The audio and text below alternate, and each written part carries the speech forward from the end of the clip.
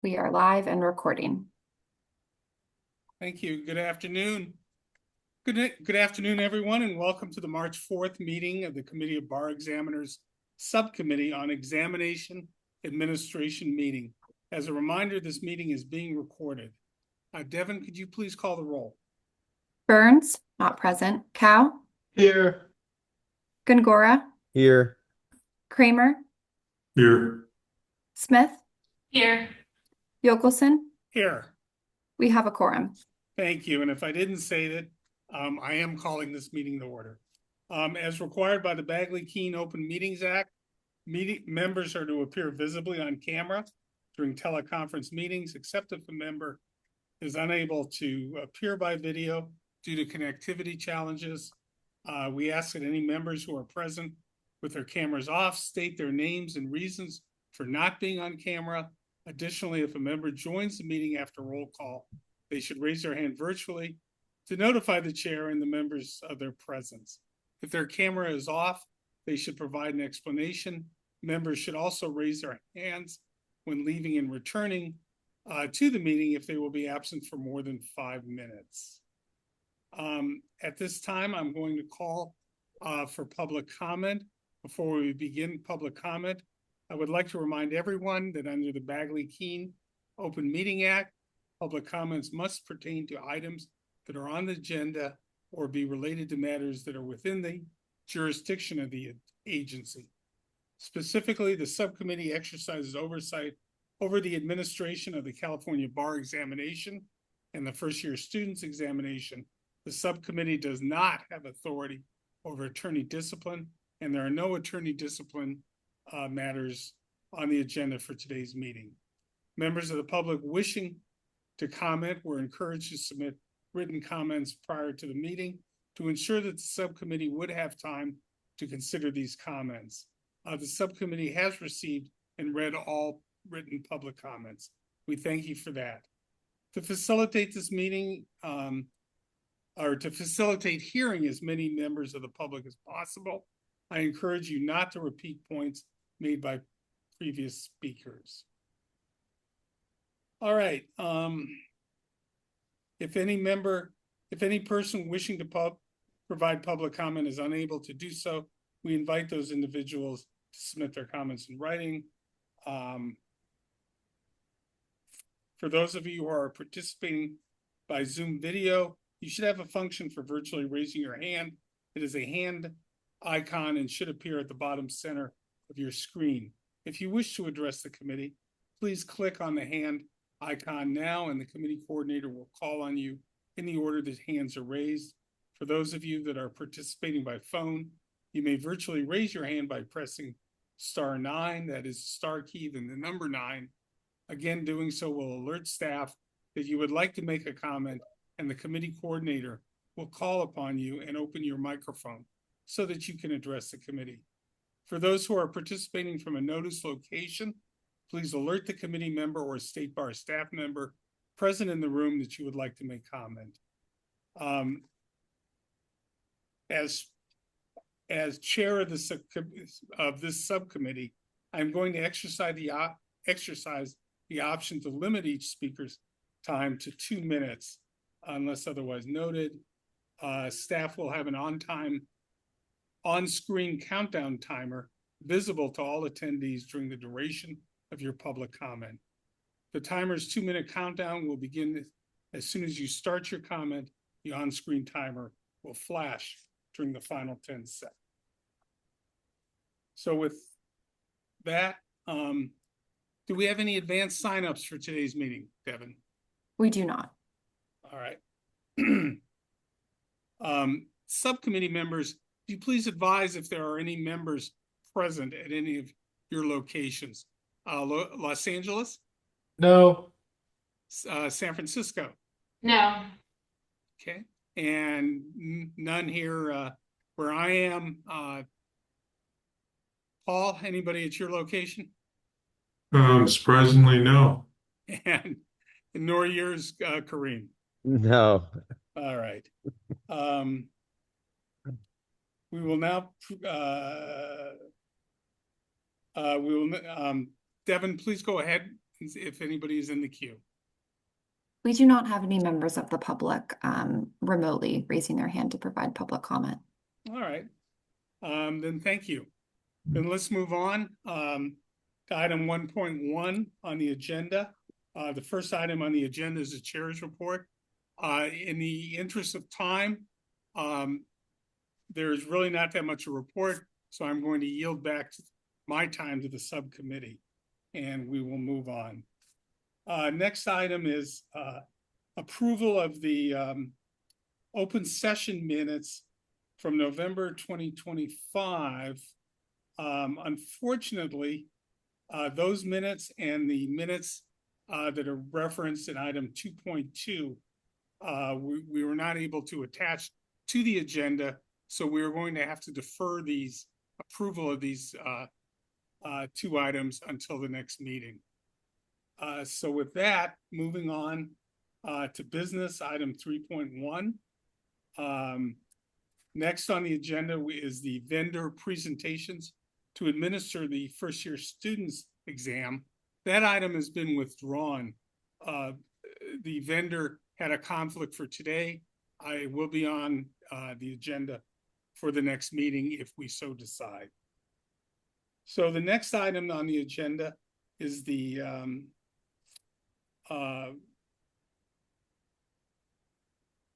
item 3.2, discussion and action if appropriate on vendor proposals to administer the first year law students exam. Tara, go ahead and please present. Thank you, Alan. And so thank you everybody for joining us today.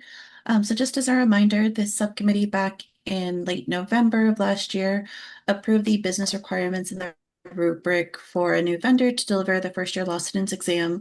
The requirements in the rubric were incorporated into the request for proposal that we published. It went out publicly on January 22nd. It was initially scheduled to close on February 13th, but we ended up extending it through that Monday, which is a holiday, to allow a few more days for the vendor submissions. So it ultimately closed on February 16th. We only had one submission from Prometric LLC. They are our current vendor for the first year law students exam, and they have been for several years. And so you do have their proposal attached, as well as the 4 panel members' individual scores. So as a reminder, so each of the 4 panel members scored separately, and then they were just collected together and presented for your information. As we discussed, there were 4 categories on which the proposals would be scored. Category A was just responsiveness to the requirements. B was agreement with the state bar's contracting requirements. And skipped is D, which is the total cost of the proposed solution. And then category C is what we had really spent the time looking at that November meeting. That's where our business requirements went into, which looked at the technical ability, financial viability, and their capability to meet the requirements and our needs. And so ultimately, they had a total of 100 points that they could obtain. And let's see, and after, sorry, my score is freezing just a little bit. There we go. So ultimately, after the panel scores were averaged and totaled, so they came to 86.8 points out of a possible 100. And so as a reminder, we did report on the experience from the October 2025 first year law student exam.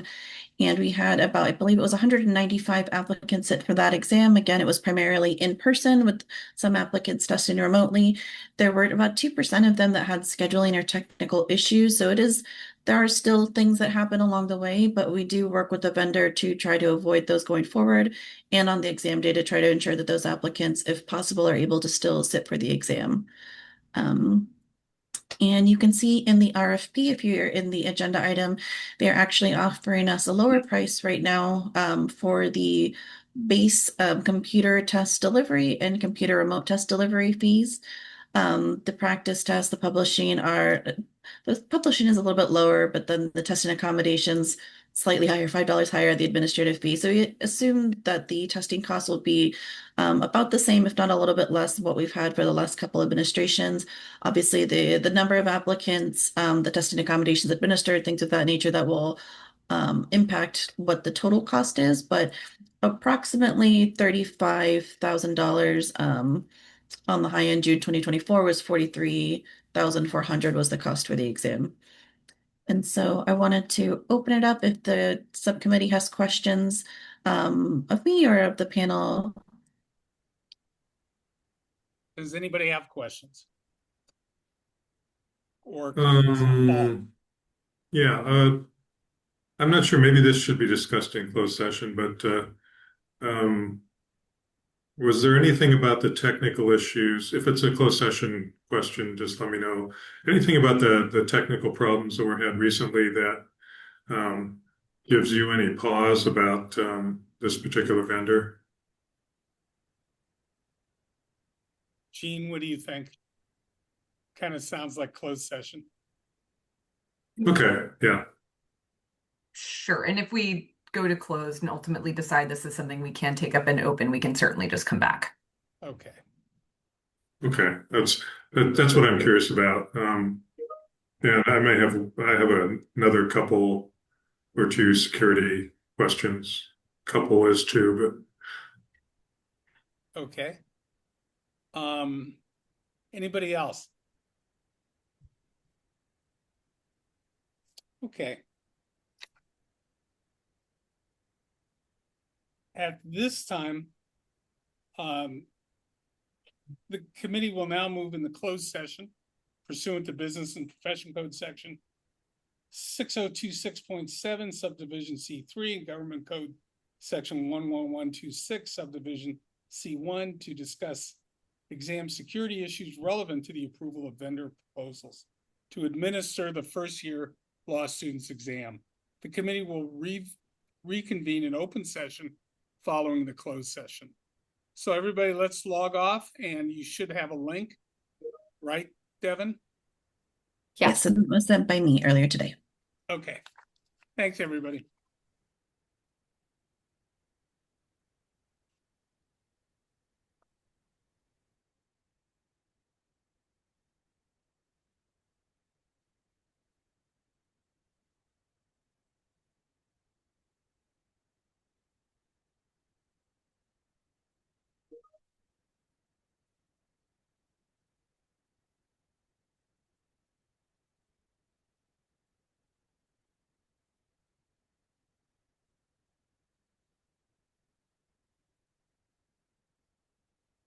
Dr. Cow, staff will be in shortly to assist transition into closed.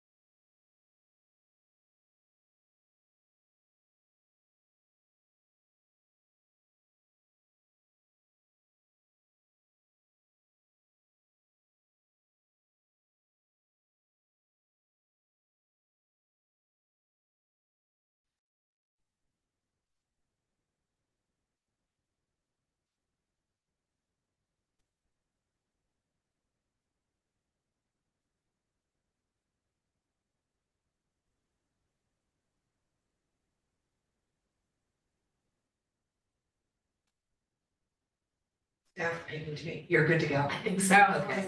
This is right. Yeah, you did it. All right, do we have everybody here? It looks like. We're back in open session. Devin, do we need to call the roll again? Jean, yes. All right, let's call the roll. Burns, not present.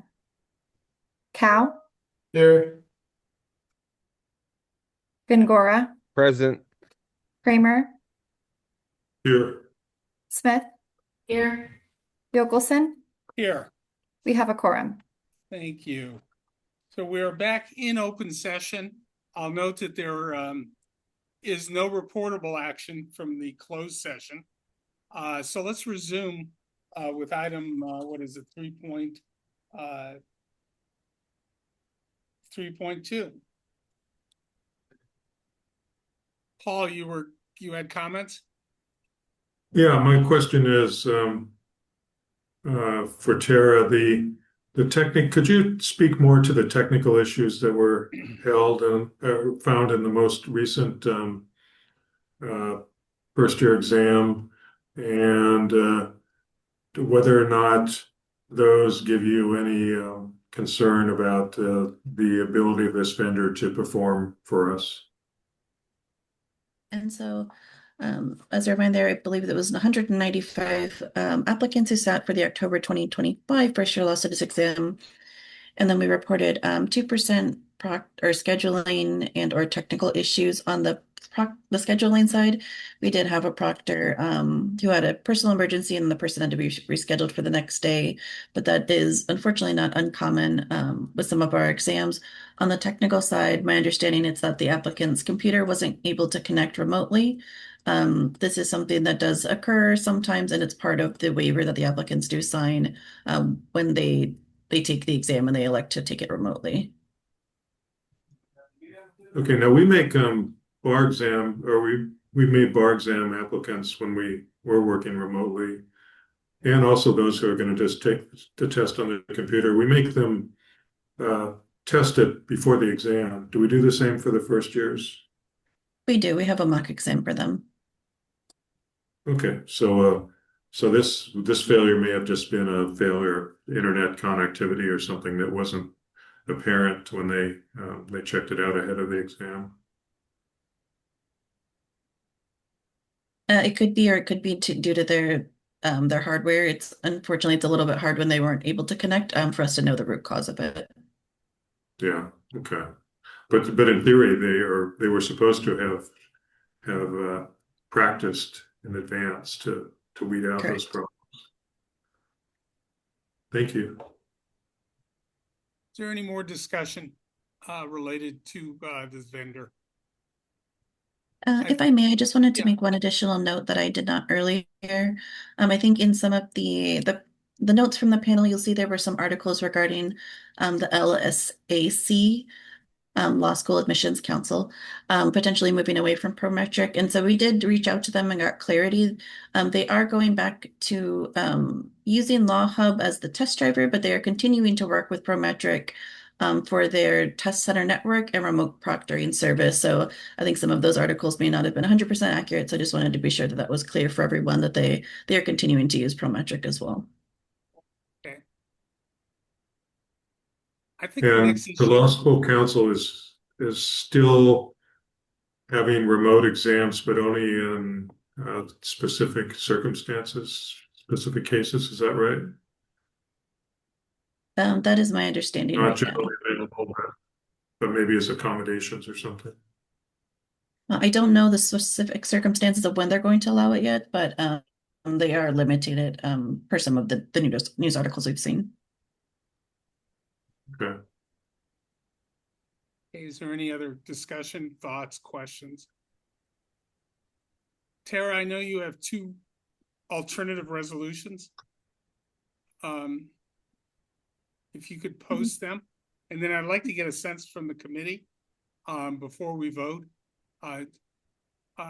Do we wish to have a presentation from Prometric at our next meeting? I don't see any reason. We've all of the gloss we've seen in their proposal, and the only thing I'd be remotely, pardon the pun, interested in is seeing how the software works, but it seems like it's been tested, with its recent use. So I'm not sure there's any particular value in that. They do also have the tutorial on their website that I linked in the agenda item as well, if you do want to look at those.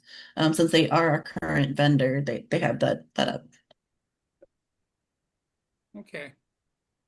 I'm open. I know that some of the committee members did express a desire to hear from them. Is that still anybody's thought?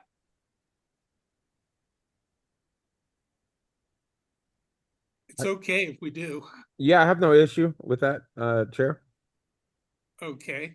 Julianne, wait, Kareem, no issue which way? No issue with hearing from them. Okay. Julianne, did you wish to hear from them at the next meeting?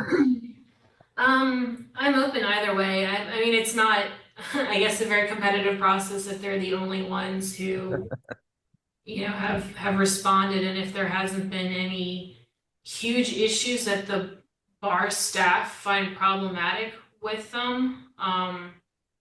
Yeah, I mean, I guess it's always good to hear from them, but I could go either way of not having them present either if it's not gonna, bring much use to deciding whether or not to provide them or to award it to them.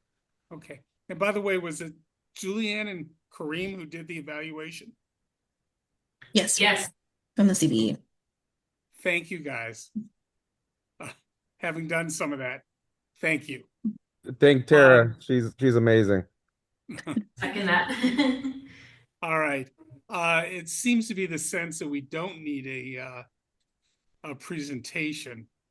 So with that in mind, is there a motion regarding the first alternative? Yeah, I'll move the first alternative before the or that would make our approval of them as a vendor today and not contingent upon hearing from them in March 18th. Okay. Is there a second? I'll second that, Chair. Okay, moved by Kramer, second by Bengora. Any further discussion? Seeing none, Devin, please call the roll. Burns, not present. Cow, Yes. Gongora, Yes. Kramer, Yes. Smith, Yes. Yokelson. Yes. With 5 ayes and 0 nays, the motion carries. All right. I don't see anything else on our agenda. If there's nothing further, I'm going to adjourn our meeting. Can I just ask to confirm that we will still be meeting on the 18th? So that's what I was going to say. So we no longer need that meeting since we were holding that for vendor presentations. Right. So we do anticipate that the RFP for the bar exam will go up this week. And so once we have a better idea of the timing on that, then we'll set more meetings for us to be able to review the panel's scoring of those submissions. So no. All right. So therefore, we're not going to be meeting on the 18th, right? Correct. Right. Okay. All right. With that, we are adjourned. Thank you very much, everybody. Thank you. Thank you all. Take care. Bye.